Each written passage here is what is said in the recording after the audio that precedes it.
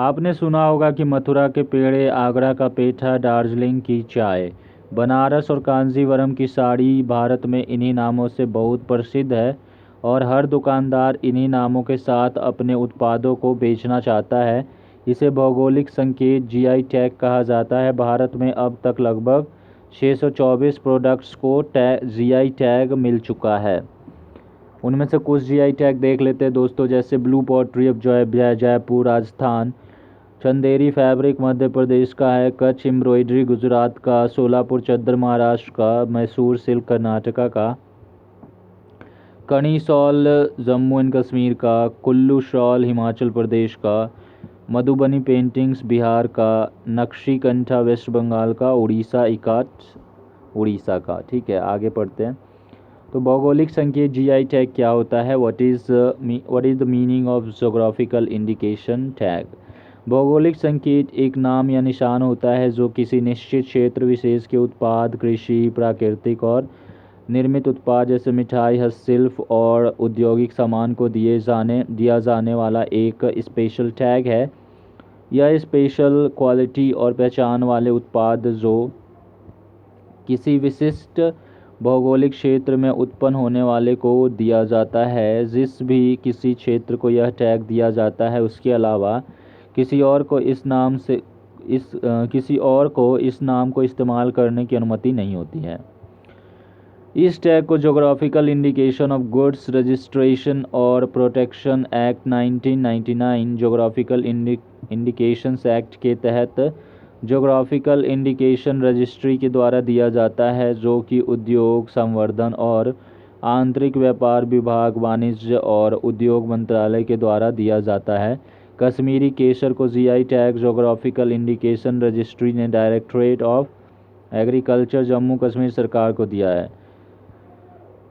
न रहे कि जीआई टैग किसी उत्पाद को जीवन भर के लिए आपको ध्यान रहे कि जीआई टैग किसी उत्पाद को जीवन भर के लिए नहीं दिया जाता है।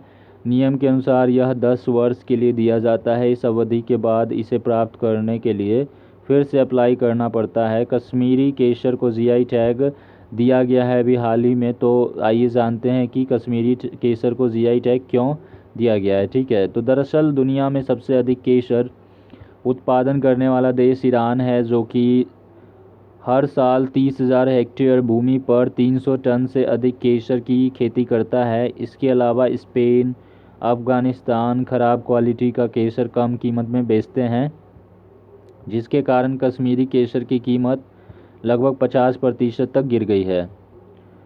चूँकि कश्मीरी केसर पूरी दुनिया में सबसे अधिक उच्च क्वालिटी का केसर माना जाता है, कश्मीरी केसर अन्य देशों के केसर से अलग है। कश्मीरी केसर जैसे उच्च सुगंध, गहरे रंग, लंबे और मोटे धागे कलंक के कारण अधिक औषधीय मूल्य वाले गुणों में श्रेष्ठ माना जाता है।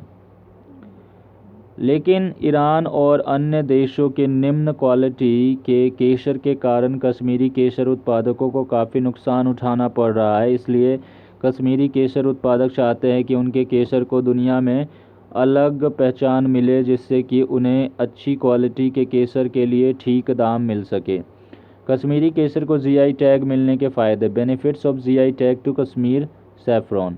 तो कश्मीरी केसर को जीआई टैग मिलने के बाद यहाँ के उत्पादक अपने पैकेजिंग में यह लिख सकते हैं कि यह कश्मीरी उत्पाद है, अर्थात यह उच्च क्वालिटी का है, और इसलिए लोगों को यह विश्वास हो जाएगा कि इस उत्पाद के लिए ज़्यादा कीमत देना भी गलत नहीं है।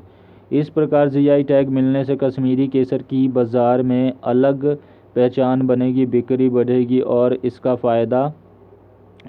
इसका उत्पादन करना भी फ़ायदेमंद होगा। ठीक है, तो कश्मीरी केसर कहाँ पैदा होता है? Where Kashmir saffron produce. ठीक है, तो कश्मीर में मुख्यतः 3 तरह का केसर पैदा किया जाता है: गुच्छी केसर, लच्छा केसर और मोंगरा केसर। इसका उत्पादन कश्मीर में लगभग पहली शताब्दी ईसा पूर्व से पैदा किया जा रहा है। कश्मीरी केसर का उत्पादन समुद्र तल से औसतन 1600 मीटर से 1800 मीटर की ऊंचाई पर उगाया जाने वाला एकमात्र केसर है।